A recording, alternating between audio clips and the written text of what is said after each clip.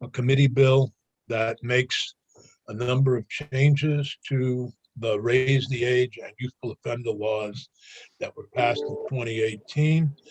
I think we've reached consensus on most issues, and so we're going to start with Eric Fitzpatrick going through the latest draft, and then hear from any witnesses who have differences or concerns about that draft.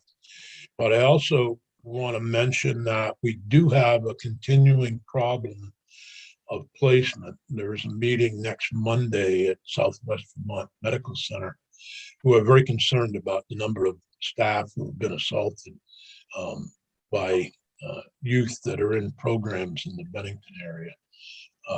And so it is part of Raise the Age, but it isn't, other than a report, it really doesn't get to the heart of that particular problem in terms of placements. And I'm pleased to see both the commissioner at DCF and the commissioner of corrections here, because I'm hopeful that we will have some solutions to that particular problem as soon as possible.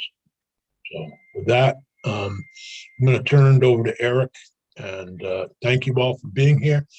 And Happy New Year to the commissioners, deputy commissioners, the head of facilities, and the head of the outside. I see several people here from the administration who haven't been with us in the new year, so welcome and Happy New Year to all of you.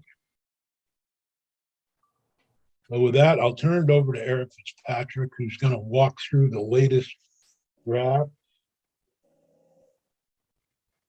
And you're going to share the screen, Eric? Yes, I will, Senator Sears. Thank you. So good morning. This is Eric Fitzpatrick with the Office of Legislative Counsel, as Senator Sears mentioned, here to walk the committee through the latest draft of the Senate Judiciary Committee bill on juvenile proceedings. I will share the draft in just a moment, just so everybody knows it is posted on the website. You'll be able to look at it yourselves as well. But Peggy, am I able to share the screen just yet, or? Oh, yes, of course. Thank you.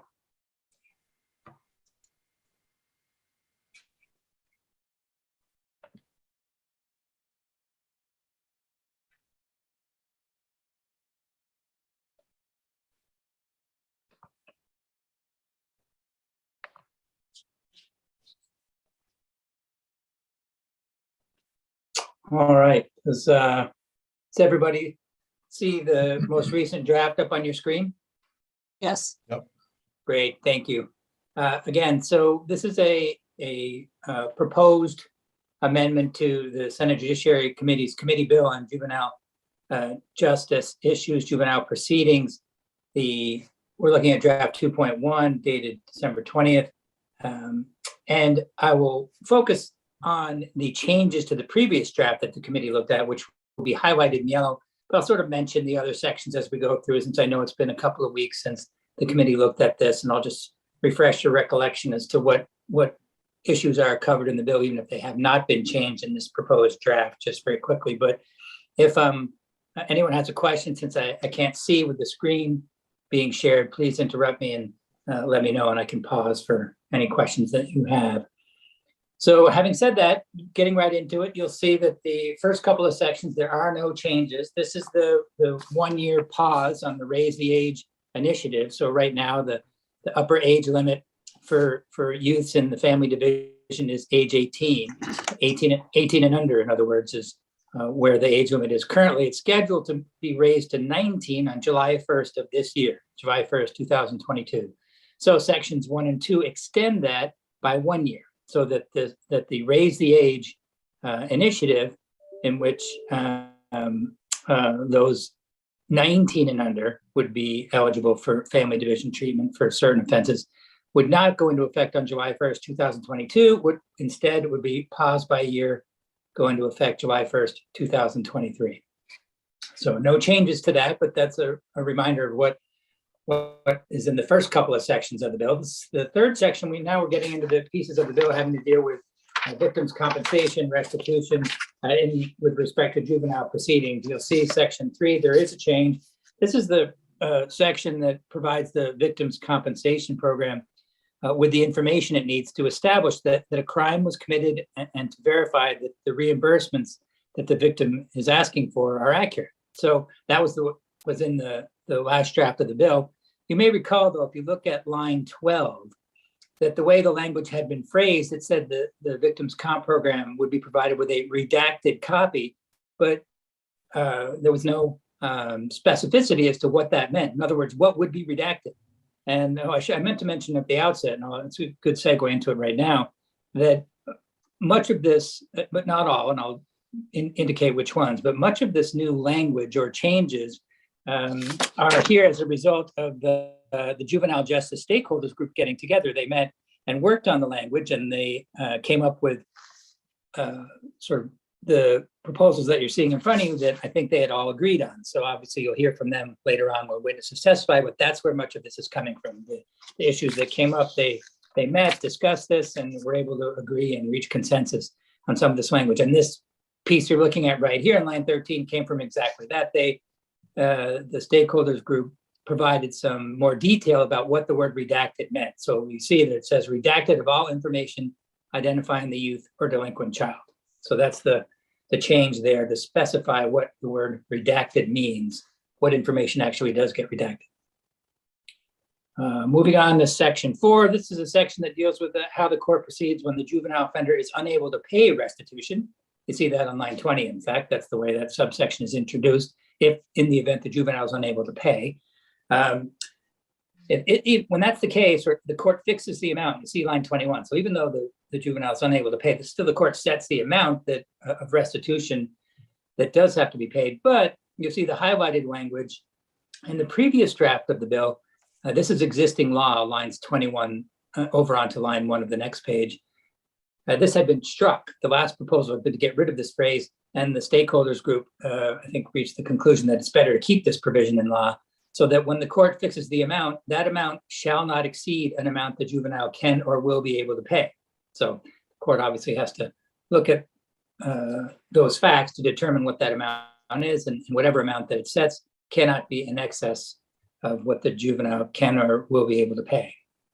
I suggest that, and I didn't notice this before, but what's been a problem in terms of restitution is sometimes, I don't know if this is the place for it, sometimes the restitution unit, whatever you call it, the victim's right, the victim, Center for Crime Victim Services, when they're looking at restitution to the individual who was damaged, there is insurance and they take that off. So for example, if somebody damaged a vehicle or stole a vehicle, totaled it, the amount of insurance would not be covered in the restitution. Is that taken into consideration here or no? Yes, that's elsewhere in statute. It's not in the section in the bill. Okay, but it's somewhere else. So yes. Okay. Yeah, I think if I remember correctly, when what a victim's loss is defined as, it's defined as uninsured loss. So to the extent that it's insured, you can't double dip essentially. Thanks, Eric. Sure. So moving on then to, actually, there's no changes to this provision of bill. This is the section where that provides that when the offender doesn't pay restitution, the restitution unit that you were mentioning, Senator Sears, can enforce it in superior or small claims court in the same manner that it can enforce a civil judgment generally. You recall the new language, which there's no changes to, just provided that the fact that these records are sealed doesn't affect the unit's authority to take that enforcement action. We then get on to these next couple of sections. They're essentially very similar, sections 5 and 6. We're talking about rights of victims in juvenile and youthful offender proceedings, again, not necessarily related to restitution though. And the provision here is that these two changes are essentially technical. They basically provided and have been on the books for a long time that generally speaking, victims wouldn't get notification in delinquency. You see that line 7, that was existing law.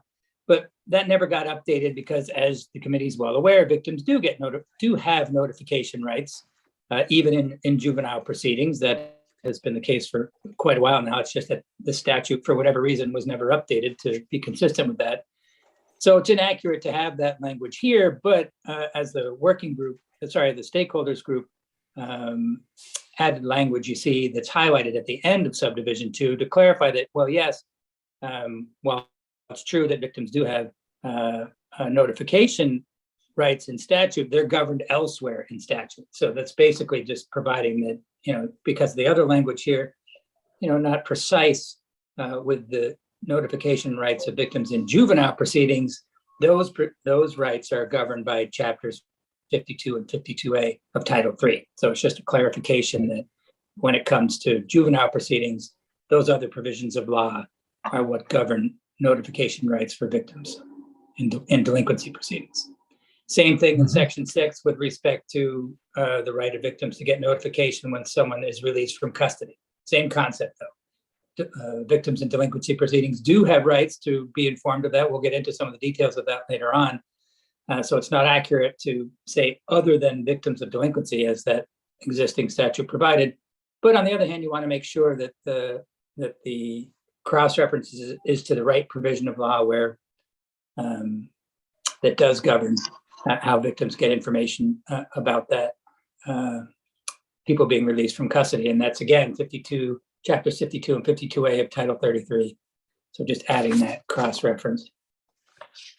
Moving on to Section 7, this is an issue that the committee, I'm sure, will recall discussing. This is the sort of the big picture issue of whether or not or how a victim can be sure to be able to be discussing sort of the underlying facts, their own lived experience with respect to an offense, a juvenile offense, even though it's also true that the proceeding is confidential. The court proceeding is confidential. Remember, the committee have been talking about that and how to recognize that distinction. You see the struck through language at the bottom of the page, lines 20 through line 3 of the next page. That was what had been in the previous draft, the prior attempt to address this issue. And the stakeholders group got together and rewrote the language to essentially conceptually try and address that distinction. And what it does is it provides that this subsection, this is the general subsection about there's going to be no publicity and a person who, you're not supposed to talk about what happens in the proceedings. And if you violate that, you could be subject to contempt proceedings. That's generally the case. But then the highlighted language clarifies that this subsection doesn't prohibit a victim from discussing the underlying facts of the alleged offense that resulted in death or physical, emotional, financial injury to the victim, provided that, unless otherwise provided by law or court order, a victim shall not disclose what occurs during a court proceeding or information learned through a court proceeding. That is not, and that's the typo there, that is not, it should be an underlying fact, not plural, that's line 16, an underlying fact of the alleged offense that resulted in death or physical, emotional, or financial injury to the victim. So it's basically saying that, the fact that the proceedings are confidential means that the victim can't discuss what occurs during the proceeding or information learned through the court proceeding, provided that they are free to discuss the underlying facts of the offense that resulted in harm or injury to the victim. And that's the distinction that's attempt to be addressed there with that language.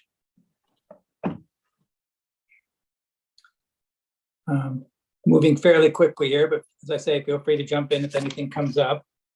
This section is not, there's a little change at the end, but there's not much of a change here. This has to do with requiring law enforcement agencies to give the same information to victims in juvenile and youthful offender proceedings that they're currently required to give to victims in adult proceedings under a separate provision of law. So it just repeats the same language in juvenile proceedings that already exists for adult criminal proceedings. But it does make the proposal from the stakeholders group is to add a clause at the very end there when you're talking about information that the law enforcement agency provides concerning conditions of release.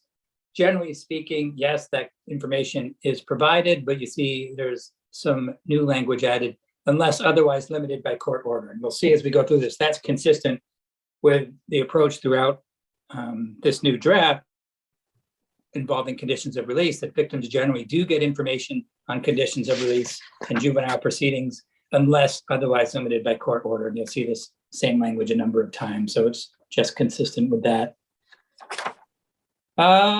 Section 9, again, no changes here. This is just providing, this is a new provision in law that a victim's advocate, the victim in a juvenile or youthful offender proceeding has the right to have a victim's advocate accompany them to the proceeding.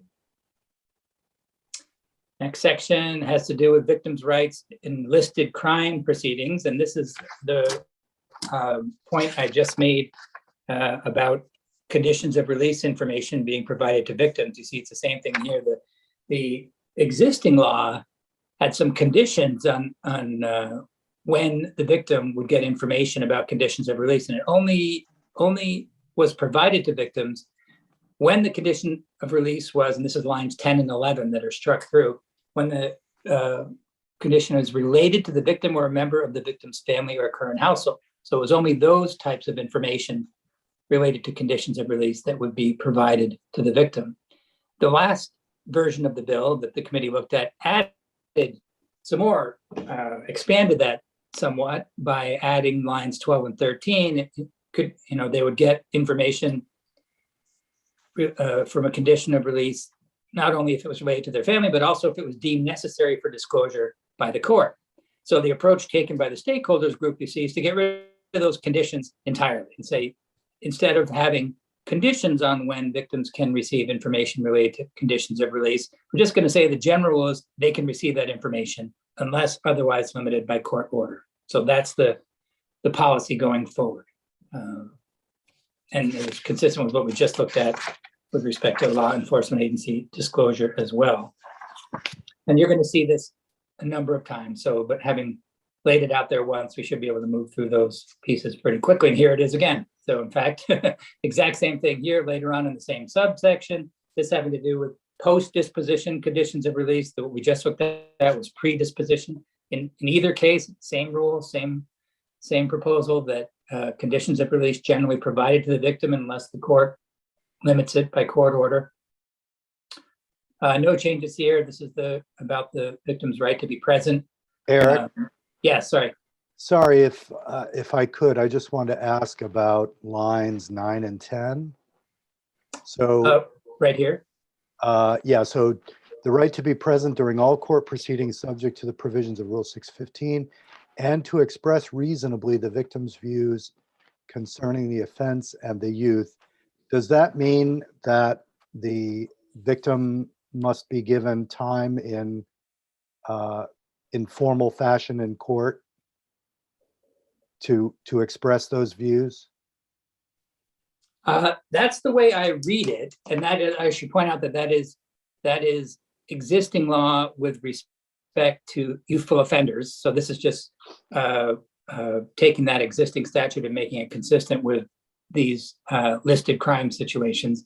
But as to how that works in practice, I read it the same way you do, Senator Bruce, that it seems to say that they do have the right to express that during the court proceeding.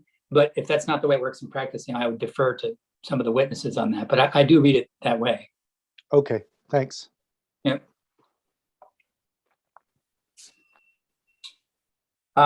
So no changes to that provision. As we meant that, as I indicated, that's making the victim's ability to be present and express their views consistent between youthful offender provisions and listed crime offenses, juvenile offenses. So now we move on. This is the next section, victims involving a non-listed crime. Again, I'm moving fairly quickly because this is exactly the same as what we just looked at. Take the same approach, that the conditions of release provided to the victim unless the court limits it otherwise by order. Now we're getting to the youthful offender proceedings, which I had just mentioned. Again, same thing, subdivision B, conditions of release provided to victims unless otherwise ordered by the court.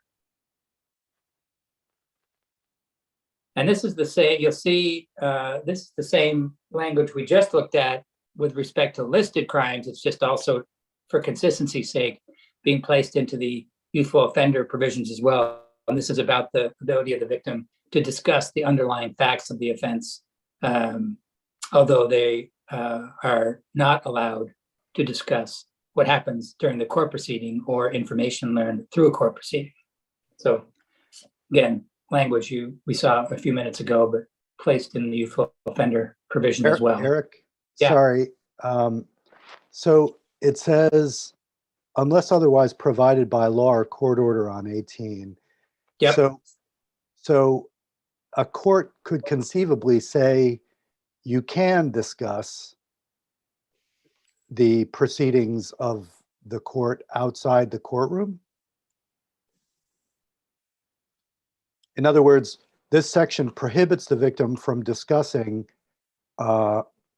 things that are not underlying facts, but then Right. it allows judicial discretion that they might be allowed to discuss them under some circumstances.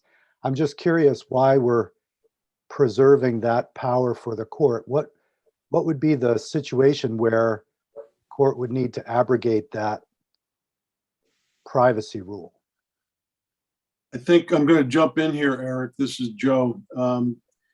Philip, basically, are times when a victim may be in therapy, and part of their victimization, if you will, is going through the court process.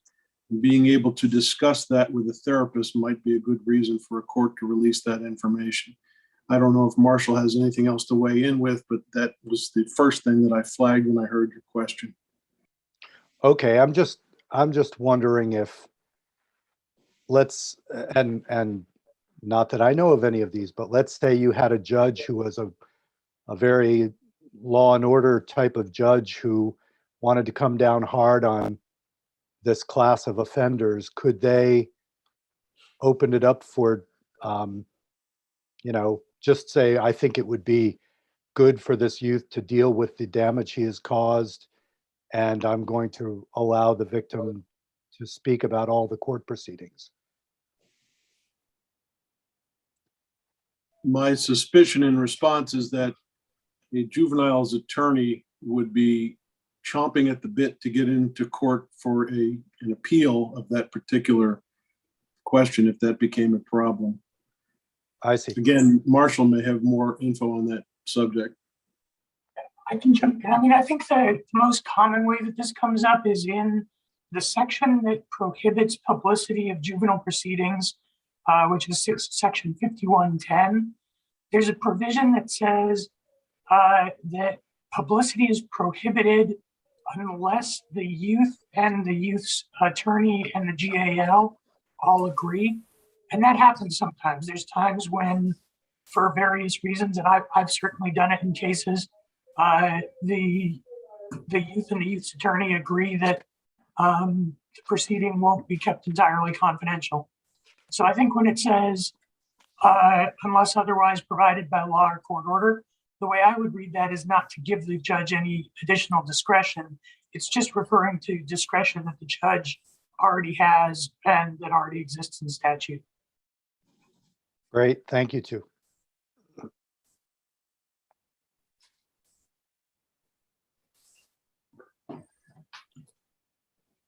All right.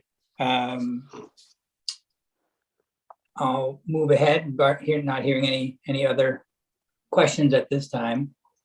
So now we're moving into the separate topic, which the committee will recall has to do with the public safety requirement in both, now not started as a youthful offender provision, but you'll see that it exists also in juvenile proceedings. And this is the notion that, and you may recall, this is existing law. I'm looking at lines 5 and 6 right here on page 16, that under existing law, the court first has to consider whether public safety will be protected when they're determining whether a youth should be treated as a youthful offender. So the statute is very explicit about that public safety first is the very first thing that the court has to rule on. However, the statute doesn't specify any detail about what the term public safety means. So that is what has been added. You see in subdivision 2 here, this is based on some language from Vermont Supreme Court decision called In Re BB, and the proposals that are not highlighted were in the previous draft that the committee looked at. So when I put this draft together, it was based on what the court had said in that opinion, and there's some proposals for some modifications of the language that you see highlighted. In the first instance, and so the subdivision is laying out what the court shall consider when it's making this public safety determination. There's some clarifying language here that the court does have to consider this, but it's on the basis of available information. And this is actually language proposed by Judge Zone, you may recall in the previous hearing, to make clear that the court doesn't have to, on its own motion, isn't obligated to take proactive steps to sort of investigate and find out information, but it's on the basis of the information that's available that it considers all these factors. So the one change in subdivision E there, you see that, remember the committee, I think, had discussed this, that not only the youth employment situation, but the youth educational situation should also be taken into account when the court is making this public safety determination. Moving on to page 17, you'll see some more modifications to the public safety criteria. In subdivision G, the language had read whether the youth is engaged in subsequent violent acts since the original charge. But again, this was Judge Zone's suggestion that should be broader to whether the youth is engaged in subsequent criminal or delinquent behavior since the original charge. So that's the difference there. Subdivision H also rewritten based on a proposed language from Judge Zone. You say had originally talked about whether the juvenile system provides the youth with meaningful accountability mechanism. And the new language is whether supervising the youth on youthful offender probation is appropriate, considering the nature of the charged offense and the age and specialized needs of the youth. And the last two criteria added for purposes of the public safety determination were two that the committee discussed and wanted to have in, after its previous meeting, whether the youth has connections to the community and the youth's history of violence and of illegal or violent conduct involving firearms. Now, the next section is new, section 14. It's basically truing up another transfer provision that already exists in juvenile proceedings with what we just looked at. So we just looked at this criteria for the public safety determination when the motion is to treat a youth as a youthful offender. There's also a provision in existing law that involves whether a juvenile case can be transferred from the family division to the criminal division. And you see under existing law, line 14, the state's attorney can make such a motion to transfer a case that started in the family division to the criminal division. And similarly, you'll see line 7, page 18, when the court has to have a hearing when one of these motions is made. And then part of that hearing is to determine whether, you see on line 7, public safety and the interests of the community would be served by treatment of the child in the family division as a delinquent. Now, in this case, slightly different, there is some language, that this is existing language that's not highlighted, not underlined. There is some language that talks about, well, what has to go into this public safety determination. And so the idea here is to make these two provisions consistent. So I've added language here to make the public safety determination in the youthful offender proceeding, which we just looked at, consistent with the same or similar determination in when the family division is trying to decide whether a juvenile case should be transferred up to the criminal division. So these are just the same language that you just looked at has been added here where it didn't exist already. So specifying that the youth's mental health treatment and substance abuse treatment and needs should be considered.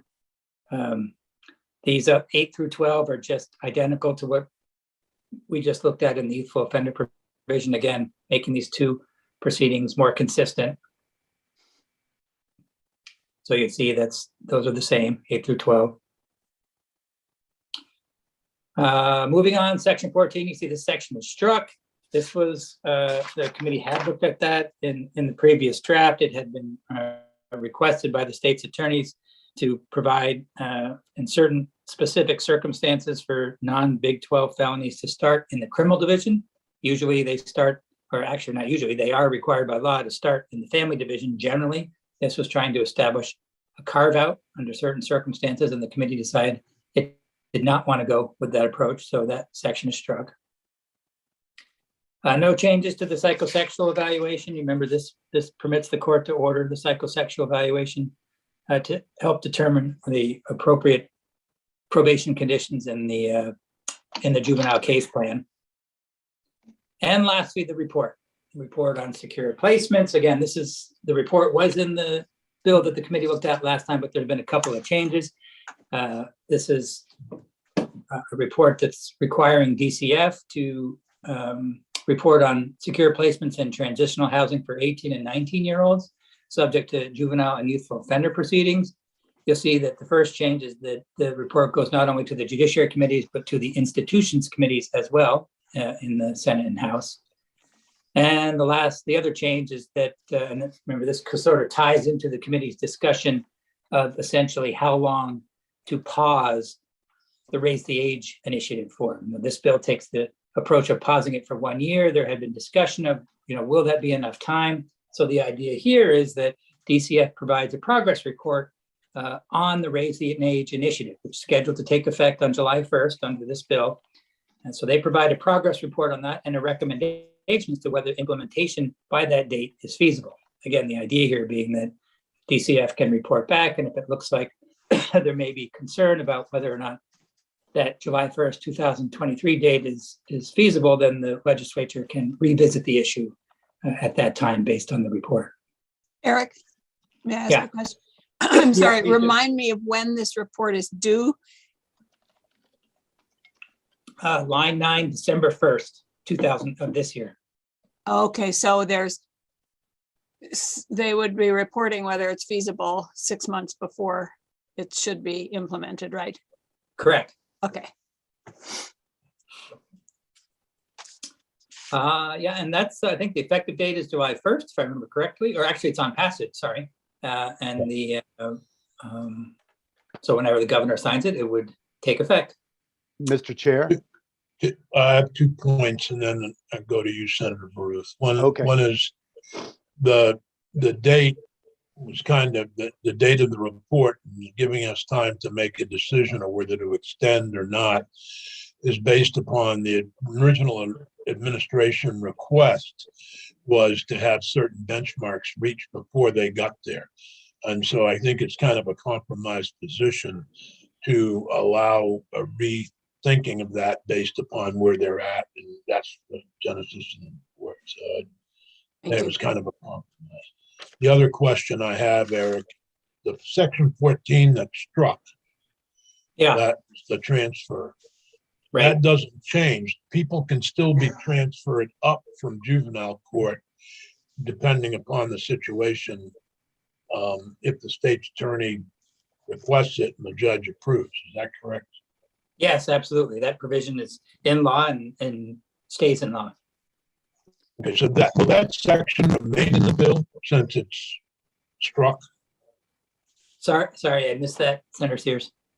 Does that section, beginning on line 17 Right. on page 2019, initial appearance in criminal division, will that stay in the bill as it gets introduced? No, that was just for purposes of going through this Okay, draft so the all right. committee could see the changes. So that'll be gone Thank you. completely.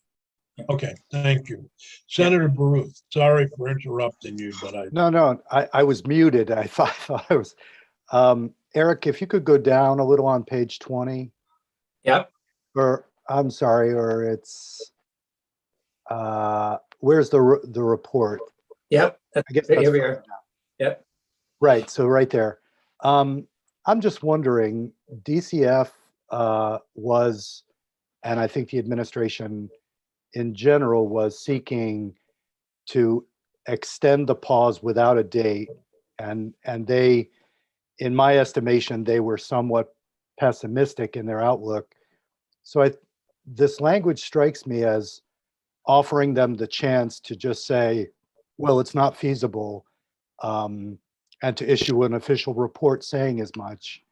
I would prefer it if it asked them what's necessary to meet the date.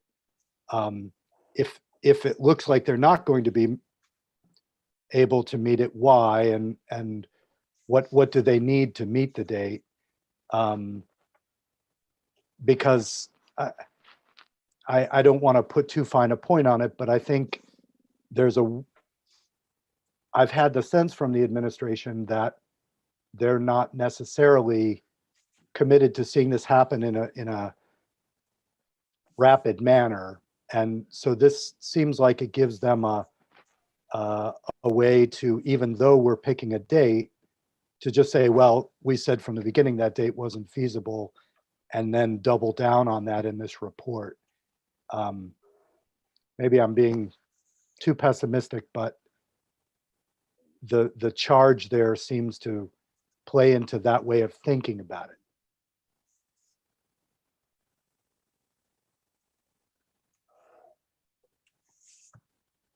I agree.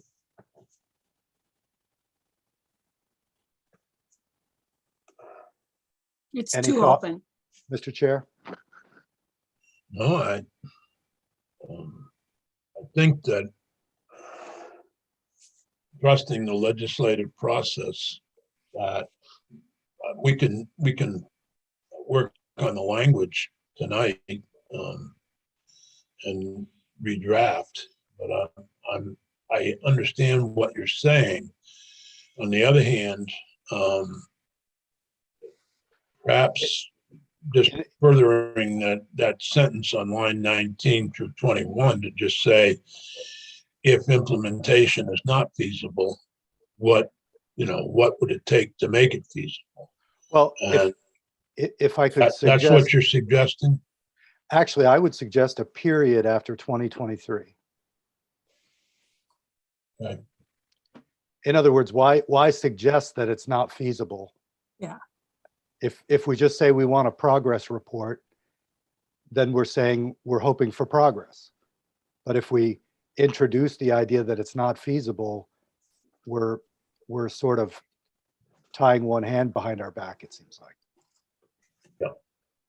Okay, I could live with that.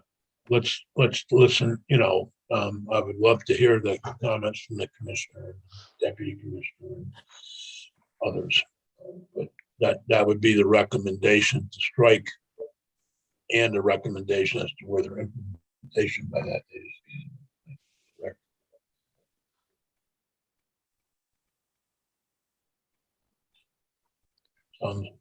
Is that what you're suggesting? Yes, exactly. That's fine. All right. Shall I take my screen down, Senator Sears, or? Yeah, would you please? Yep. I still have trouble with section 15, though there's nothing yellow in it. That's the psychosexual. I need to better understand, and if we can get testimony from DCF and DOC about it, they're up next. But I need to better understand the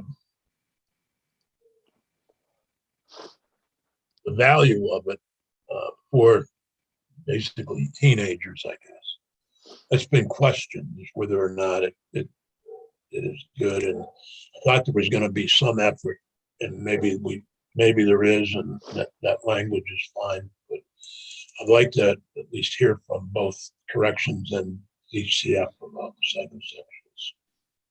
I heard concerns expressed that it's hard to base risk on those exams the same way as we can determine risk from the guy that goes out and steals your car.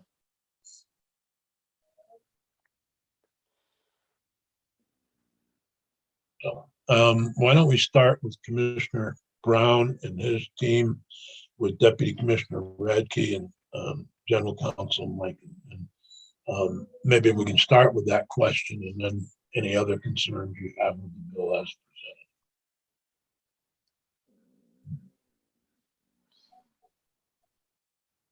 Good morning, Senator and other committee members. Thank you for the opportunity to be here today. For the record, I'm Sean Brown, Commissioner for the Vermont Department for Children and Families, and Senator Sears, as you indicated, we have Deputy Commissioner Erica. Commissioner, you're very, very fuzzy. I mean, you're not fuzzy, but your sound is fuzzy. And that's what I was worried about. I've been having technical difficulties this morning and I've been trying to fiddle with it a little bit while I've been listening in. I'm going to move my computer closer to. Oh, that's much That's better. much better, Much yeah. better. Okay, perfect. Okay. So I apologize. I've been having significant difficulty. Senator, my sound cut out when you asked your last Okay. your last question, so I apologize. My concern when it comes to young people and the validity of psychosexual risk assessments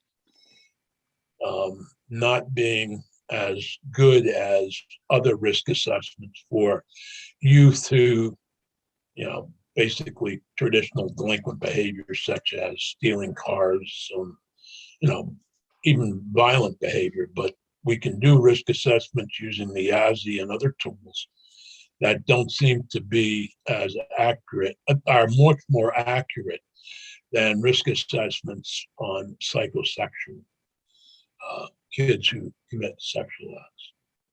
Yeah, that is my understanding, Senator, and I'd happy to have some of our other team members to come in and speak to that at another I guess time. my basic question is, does this section do it and make a difference? I think it does. I think it Okay. does. I think it helps. And I just want to again thank the committee for your work on this bill. I know it's taken several months of testimony, off session to get to this point. And I really appreciate the commitment and the work of the committee. Overall, I think we're very comfortable with the bill the way it is now. There are two areas I think that we wanted to highlight, and I think one was the conversation that the committee had toward the end there regarding the date of implementation and the language regarding the reporting requirement and regarding whether to change the implementation date or not. The main driving reason regarding the pause and the delay of bringing 19-year-olds to the system is the impact of the pandemic on our programs and systems of care and how we serve youth in our programs. The pandemic is still here. It's still having a significant impact on our system of care and our ability to meet our kids' needs. We believe a date of July 1st, 2024 is more appropriate. Certainly willing to report to the committee, in December, and also, an interim report as requested in there. We are just concerned about the process if we're not able to meet that date, which just given current events gives us pause, given the impacts we're seeing. And that pause does not impact the 18-year-olds or the rest of the kids in our system of care now. It would just impact 19-year-olds. So we would prefer to have the date be July 1st of 2024, just given there are so many unknowns still regarding the pandemic and how long, we're going to be working under the impacts and the challenges of the pandemic. I think and just given the work we're going to need to do after the pandemic to solidify across the board our systems of care at all levels, because we're having impacts across the board. And that's really been the driver of the delay of bringing 19-year-olds into the system. And so again, our request would be to the committee to set that date certain out for July 1st, 2024, but certainly appreciate the conversation that's occurred this morning and the desire to get this opened up to 19-year-olds as soon as possible. But just given the impacts of the pandemic, we are concerned about our ability to even hit a July 1st, 2023 at this time. And then I think the other area I'd want to touch on for the committee in our proposal that we had sent earlier in December, one of the areas that we were concerned about was that we're seeing, raise the age cases coming in that are charged with offenses that are quite concerning, but are not the Big 12 listed under 335204. And we were hoping to expand some of the listed crimes there that would exclude you from raise the age. That still remains a concern for us, particularly that currently second aggravated domestic assault is not included in that list of 12 crimes. That's just as concerning to us as some of those other crimes there as well, that our ability to manage and provide services to youth with that level of dangerousness. And so those are the two areas I would want to highlight for the committee moving forward.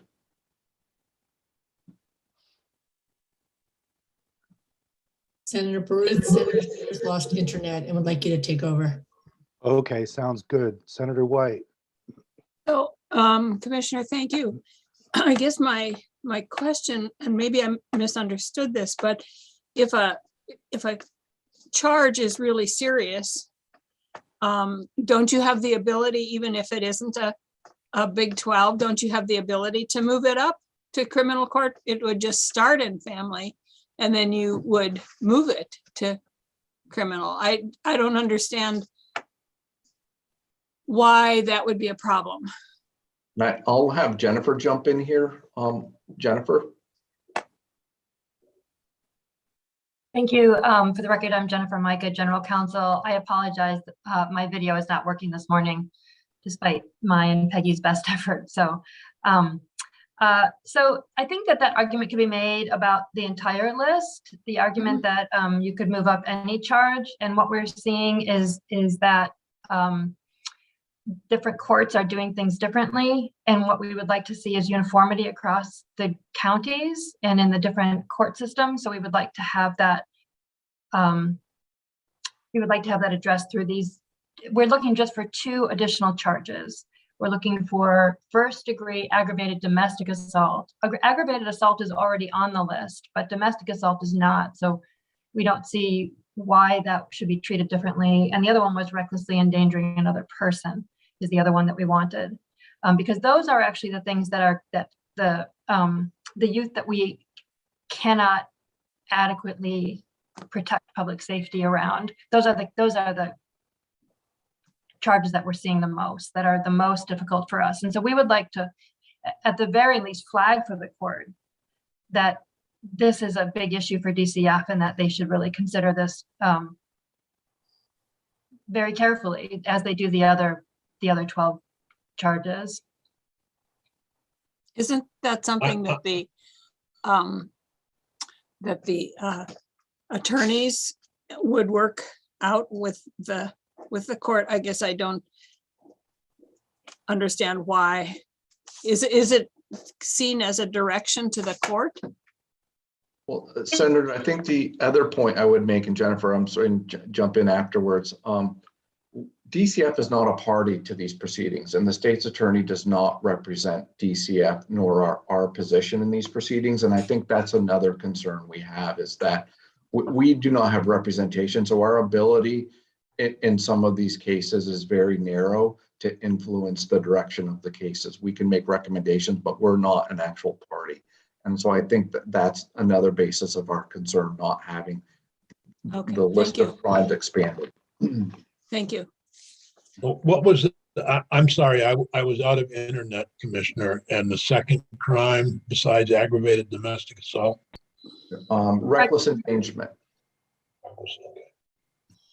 That I'm more comfortable with. Let me just give you an example of aggravated domestic assault. One of my constituents a few years back called the police on her son who was beating up her other son. He was an adult and charged as an adult for aggravated domestic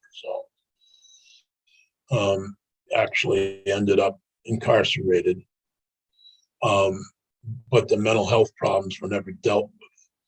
And working with that family over the years that her son was in jail, that woman's guilt over having called the authorities and then see what happened, because she was found herself in a position of protecting one son over another. And I'm the last to suggest that aggravated domestic assault should be treated lightly. It should be dealt with very strongly, and that's my problem. When it's inter-party, when inter-family, sometimes there are other situations, and I'd hate to see two 14-year-old brothers get into a fight and end up one of them being charged for aggravated domestic assault in adult court. That's where I kind of, I'm a little bit leery of that one. The reckless endangerment, I don't have as much problem. There seems to be other factors there. So I understand your point, but that's where I have real trouble with knowing what happened with that family and the estrangement that occurred between mother and the guilt that she carried over. Senator Sears. Yes.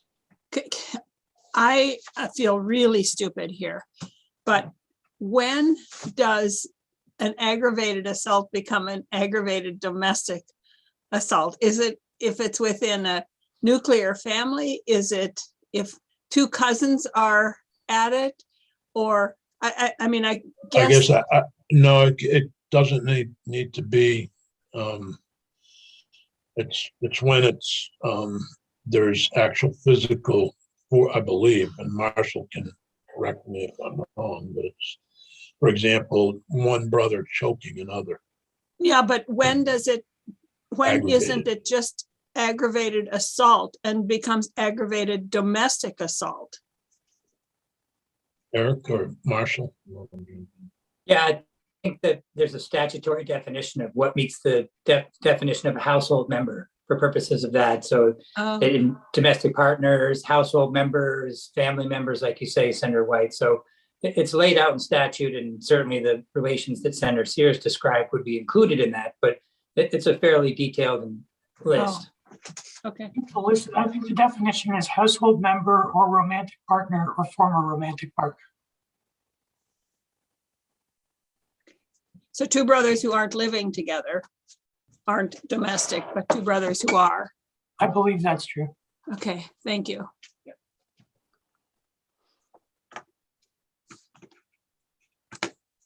Seems like a weird definition, but Well, I don't want to go there. at this point. Yeah. Why don't we continue on? And the reckless endangerment was the second one, and I missed that because my internet went out, which I'm going to reboot during the break. Hopefully it works. Were there other things? I think that covers the areas that we wanted to touch on for the committee this morning. So committee, tomorrow, I would hope we can, and if need be, we'll change the agenda on Friday, give us more time to consider those two crimes and adding to the list of the Big 12. That's what you were asking for. Thank you. Anything else from DCF? Yes, Jennifer has some other areas that she'd like to touch on as well for the committee. Okay. Thank you. Let me just get my papers together here. If you could just give me a moment. I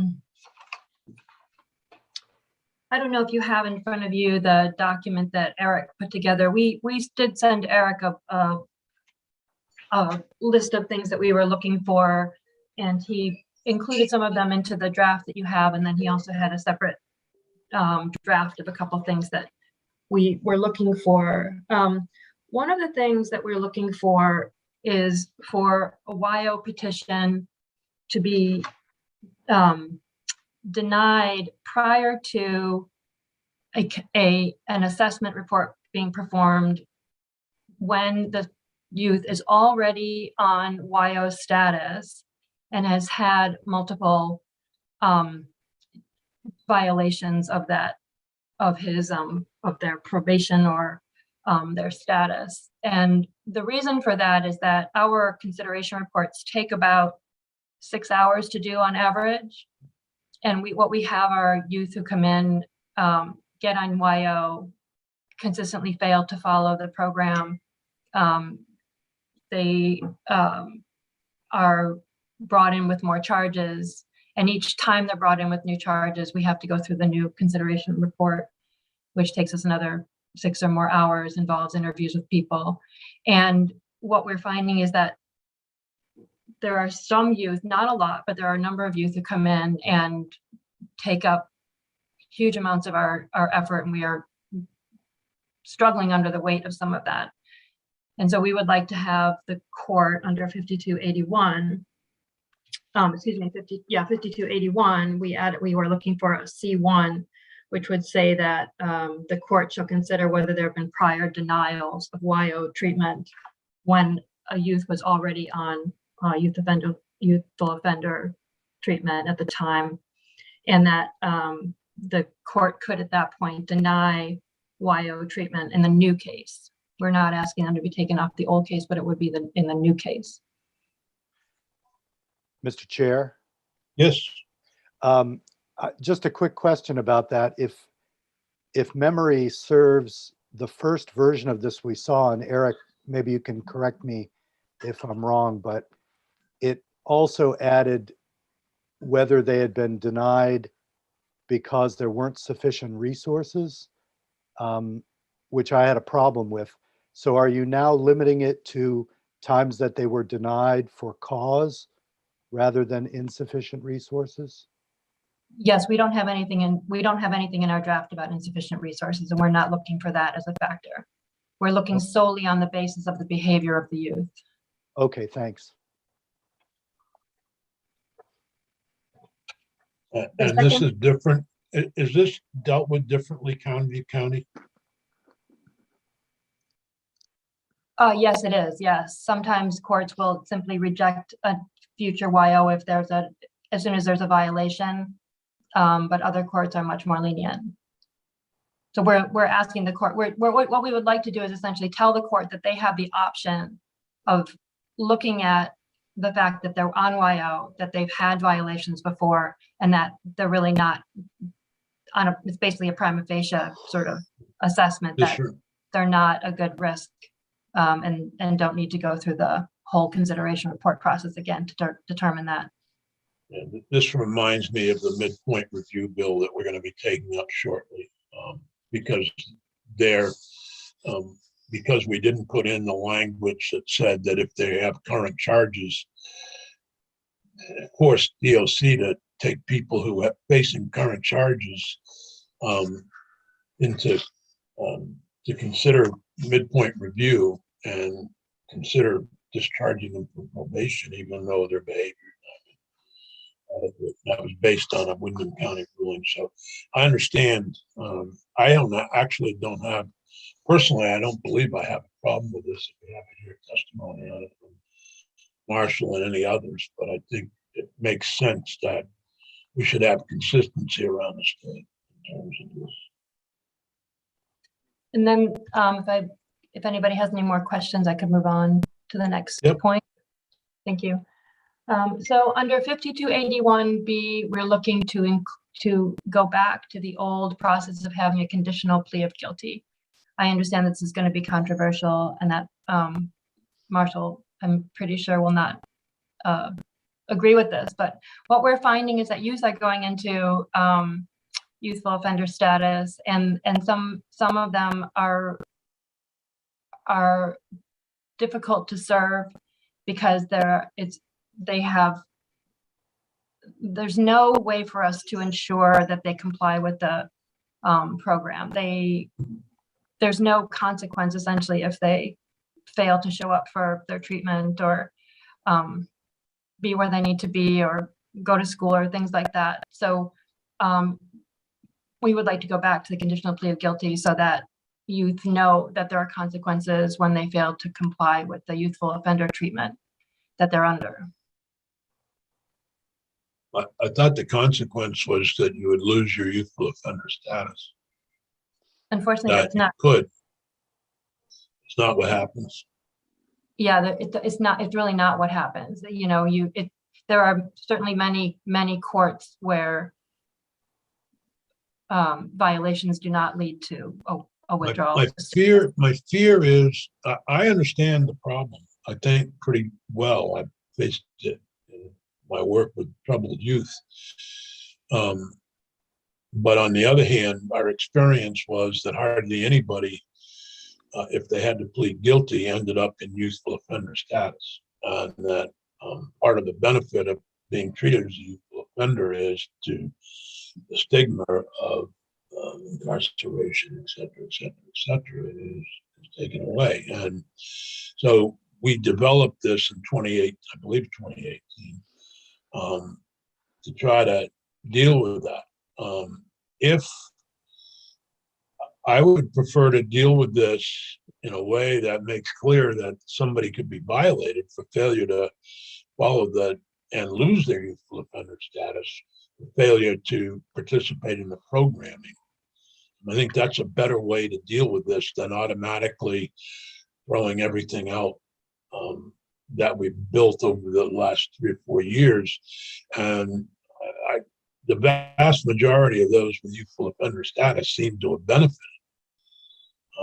And I just hate to see us go back where the courts, where the state's attorneys issue few youthful offender, allow few youthful offender charges. I think, but I fully understand if somebody's not compliant with what is expected of them, there should be an easy path to violate that youthful offender status and let them go back and face the consequences of the adult charges. I think that's the rub, Senator, that it's not a simple process, that often there needs to be another assessment. Courts need to find the court time. It's a very long process. Meanwhile, the youth continues to be violated. Go ahead.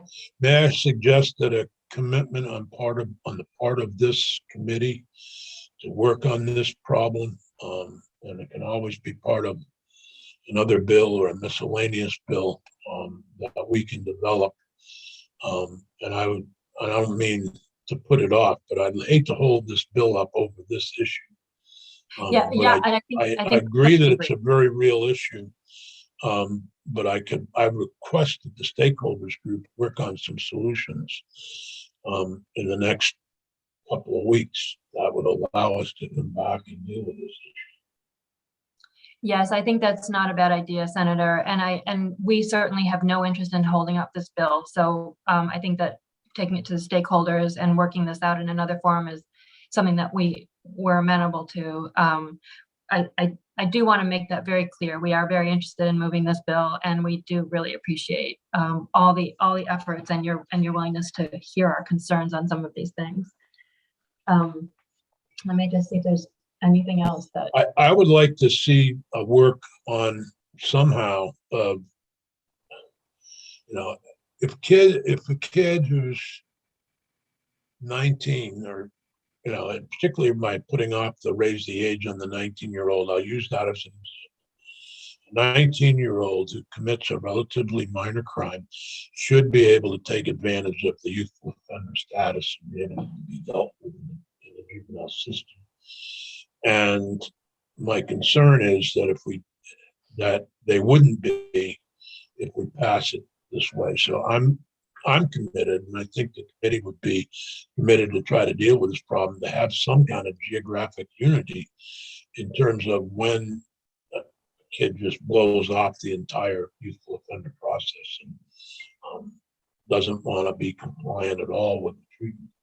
There have been so many kids, and listening to Erica Mathage, for example, in Bennington, the number of kids who have benefited from it has actually swelled the diversion numbers in Bennington. I don't know about other parts of the state, but so people are taking advantage of it and are being successful, and I don't want it. Anyway. So I think that's it for us for Can you report back to us in a couple of weeks with something that gets us there? We will certainly bring it up to the stakeholders group. There'll be a meeting next week or the week after, and we can talk with that group and bring you whatever comes out of that, certainly. Thank you. Thank you very much.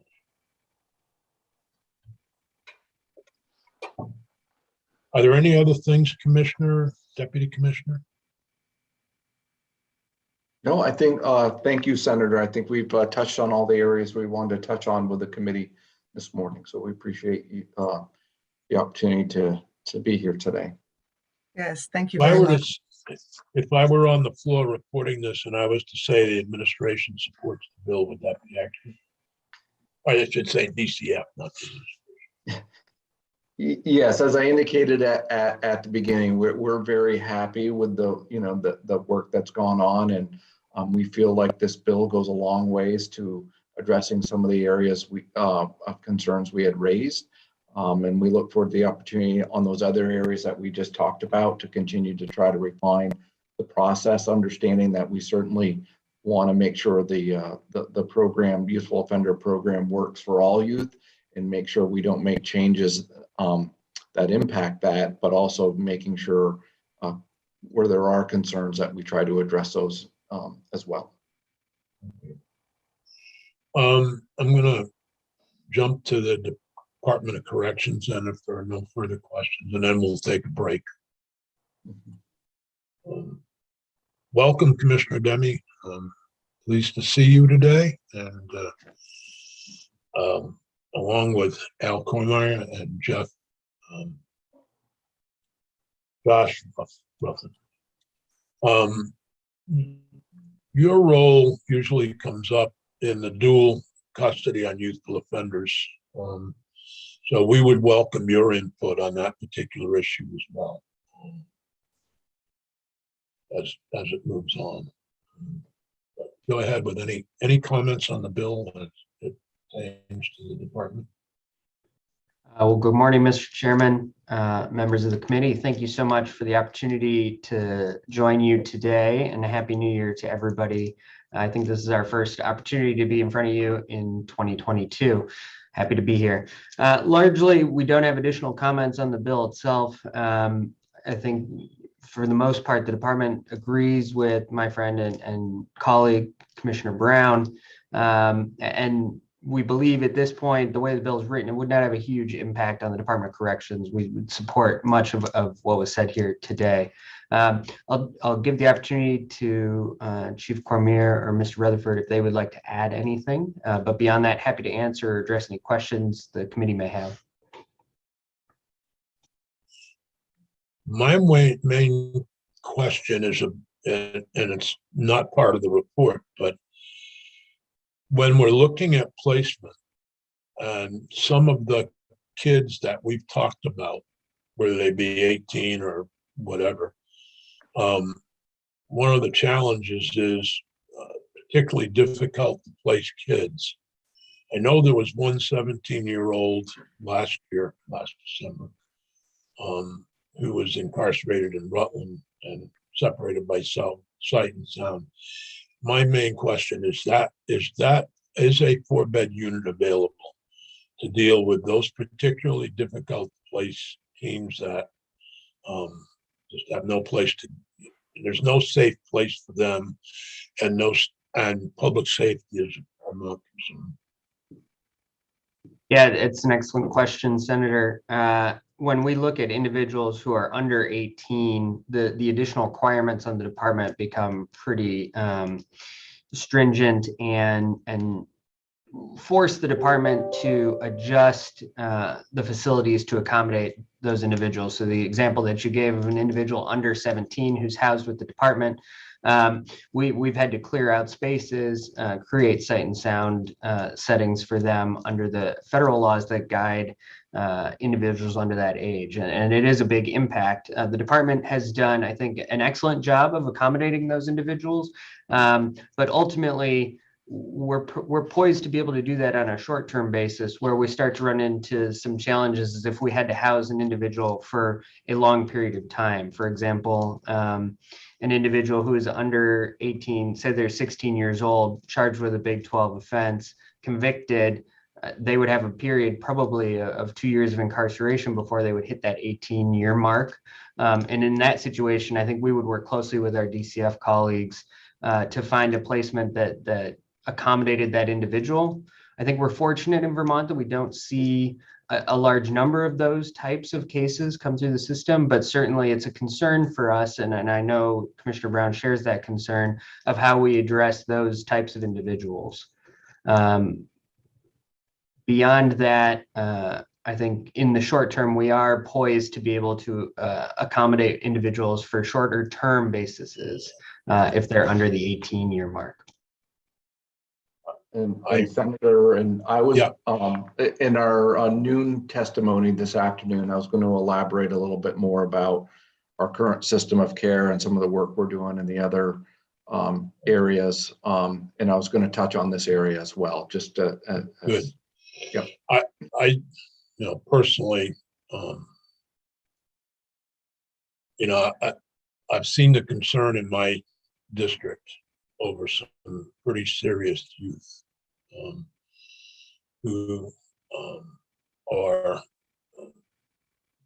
particularly with firearm involved activity, and I think we're seeing it around the state. I think that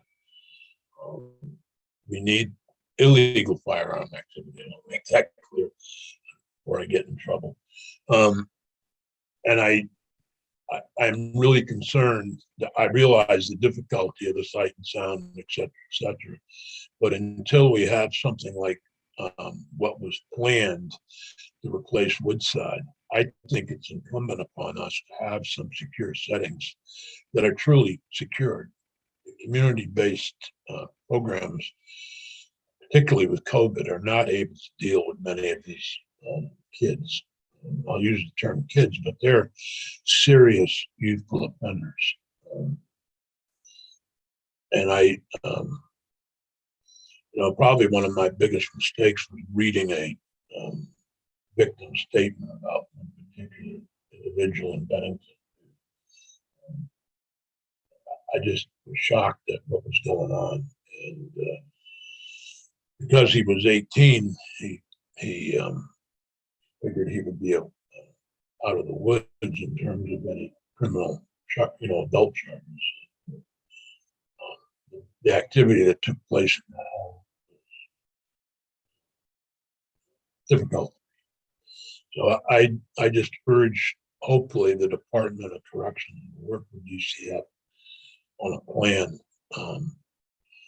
I know I've talked to former Commissioner Baker about the 4 beds, and I realized how difficult it is in the middle of a COVID situation.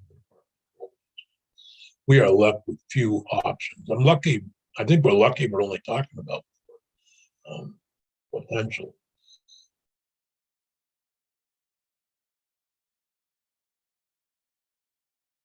I know that doesn't please Chief Cormier. We're adding to your difficulties.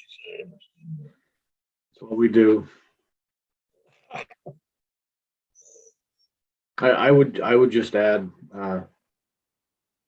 Mr. Chair, that something we haven't talked about, but the female population. If we get an under 18 female, that is going to be those 4 beds that we have in Rutland are good for the male population, but having to amend living situations in the Chinden facility is going to be extremely difficult. By the way, I had a meeting with Commissioner Baker just after Christmas. He spoke so highly of you. So it isn't often that we get to compliment a state employee. Thank you. I wanted to Appreciate that. let you know that. Thank you. Senator Bruce. Oh, I'm sorry. Petting Nothing the from me. dog. I guess you were petting the dog. Mine's disappeared. All right. Any other questions for the commissioners? Okay. Thank you all very much. We'll get back at, can we do 10:30? So I want to make sure we hear from the other witnesses. We're going to meet again with Commissioner Brown at noontime, along with the Senate Institutions Committee. Peggy, is that a separate Zoom? No, not for us. It's not. Oh, okay. So we can stay right here. Yep. All right, why don't we take a 10-minute break? I'm going to reboot my internet. Hopefully I can come back. If not, Senator Baruf, please lead the charge.